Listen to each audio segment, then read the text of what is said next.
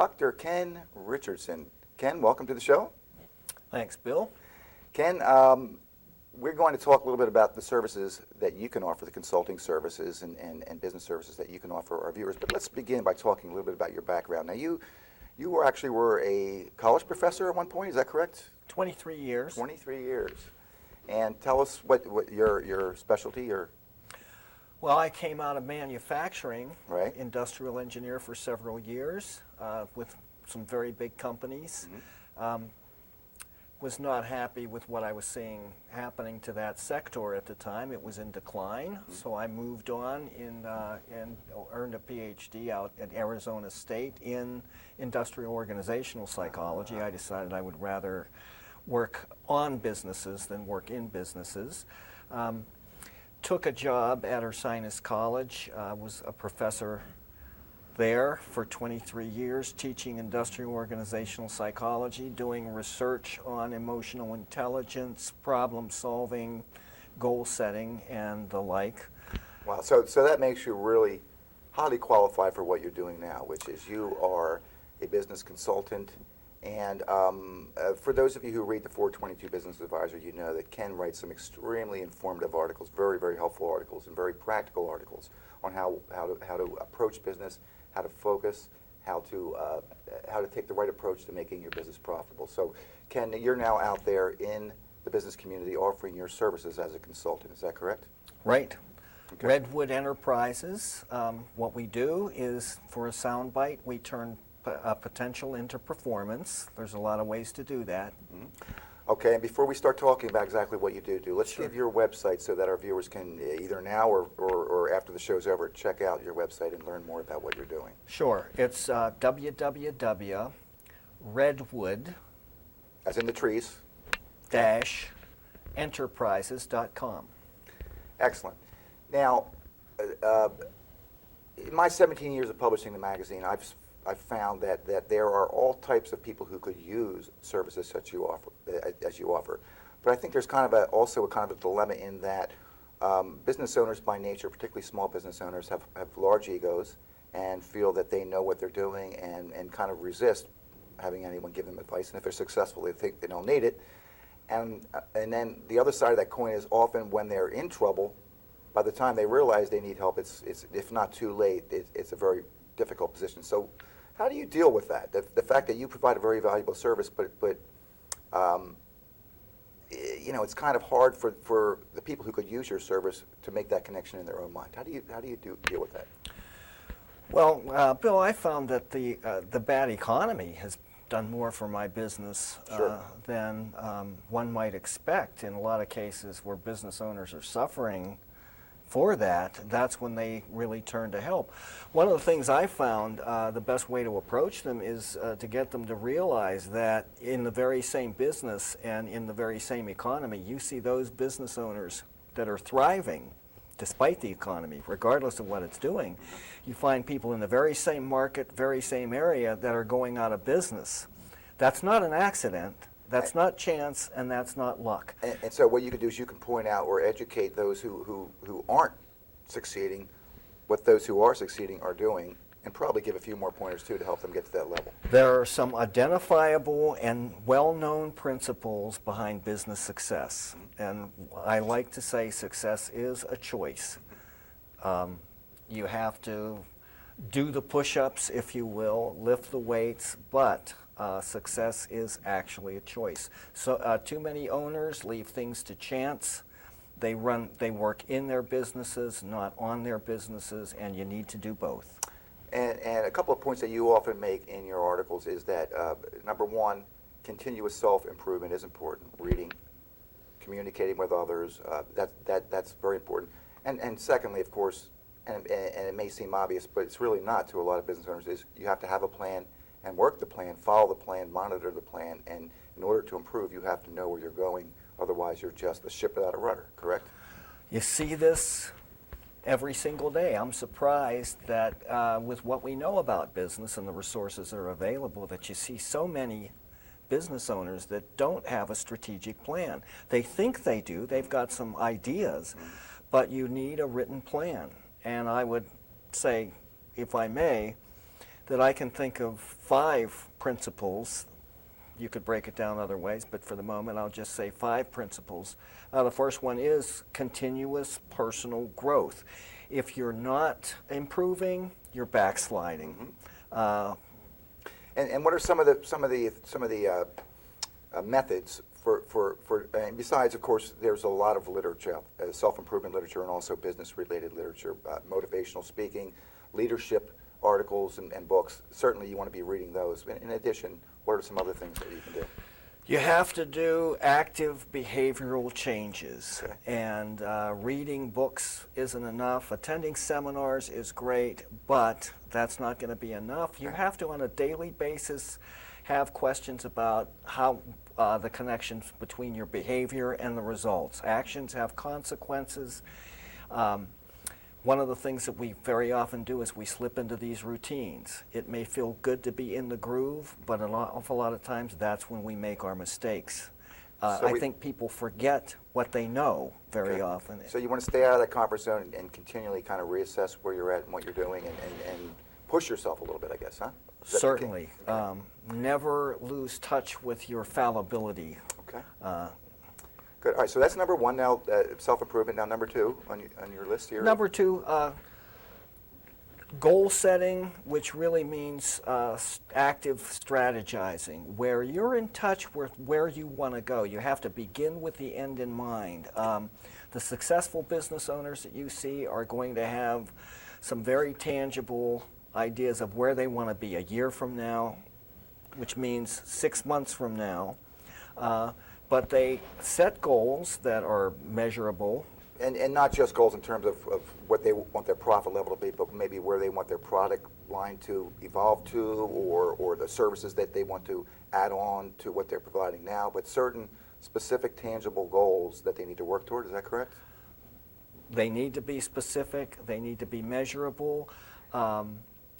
You need action goals, what you intend to do, how much of it, but also you need becoming goals. What do I need to learn? What skills do I need to acquire to get where I'm going to go? And how important is that those goals are written? Exceedingly. Fundamentally important, correct? It is. There's something magical about writing them down. If you try to keep them in your head, they're going to fade. And there's a lot of competition for our attention up there. You need to be able to go back and look at them and ask real questions about where you stand. And that's the key. Not just write them down and put them in a drawer and forget about them, but write them down and put them in somewhere where you're going to be reviewing them on a continuing basis, if not daily, at least very, very regularly, correct?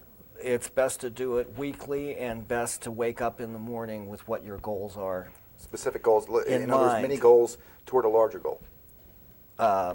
Exactly. Ideal, right? Including attention to obstacles. Because for every goal, there's going to be obstacles. That's the reality. given, We're sure. living in an imperfect world. But then there's a new goal to overcome the obstacle. Right, a solution for every obstacle.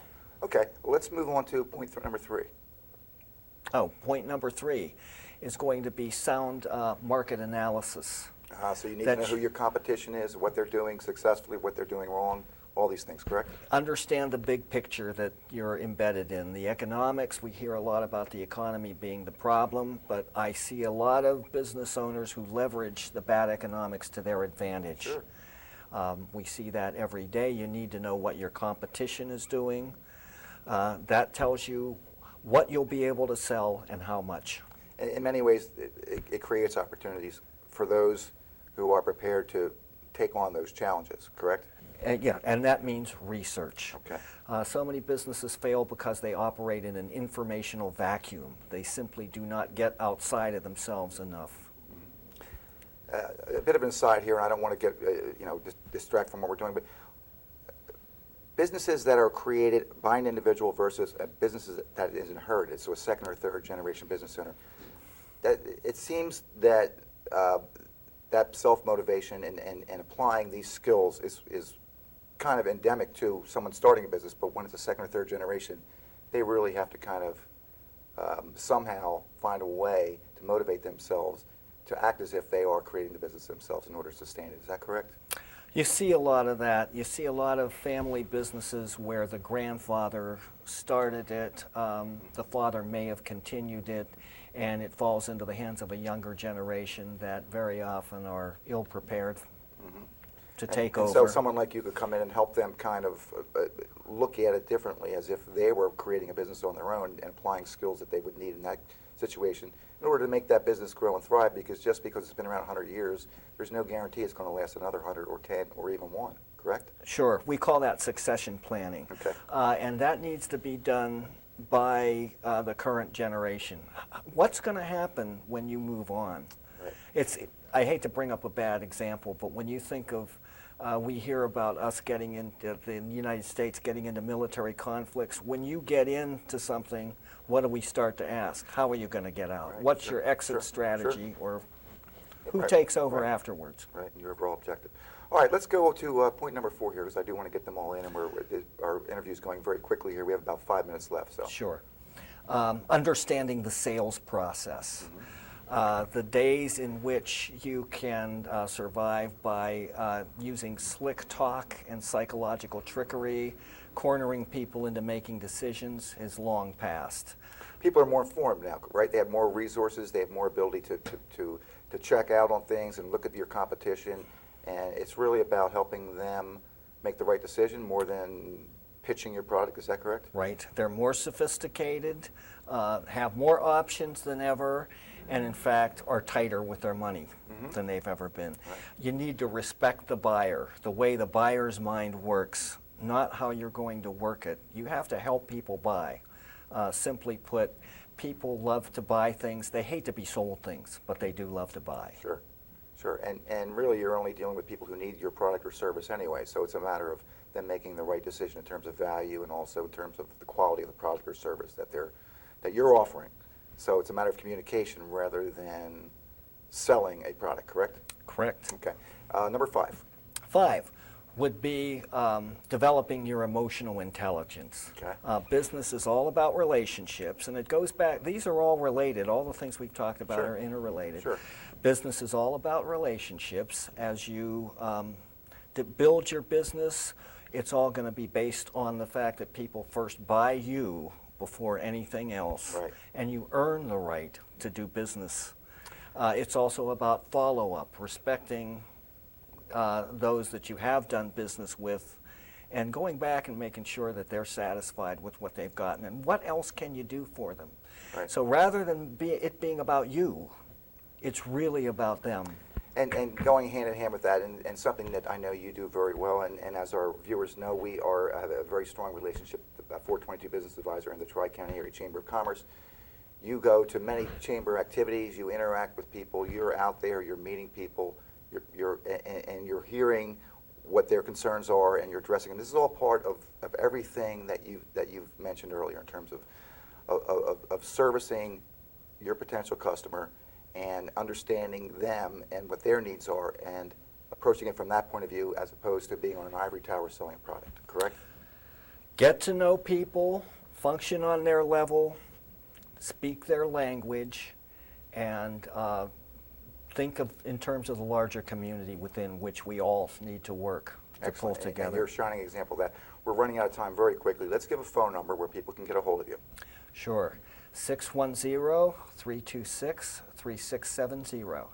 Okay, and one other point I would like to make too, in terms of the cost of your service, it's very negotiable, flexible, and really look at each case individually. But the point I want to make is that for our business owners, no matter what your situation is, if you talk to Ken, I'm sure that there's something that he can work with within your budget to get you where you need to be. Is that a fair statement? Sure. Get the right tool for the right job. Yeah, very good. All right, once again, it's www.redwood-enterprises, is that right? Right. Redwoodenterprises.com. All right, very, very quick interview. Ken's a very interesting guy. I want to encourage all of our viewers to give him a call. Check out his website. He's a guy who can really help you in your business become profitable. And to view this video and other videos, please go to 422business.com.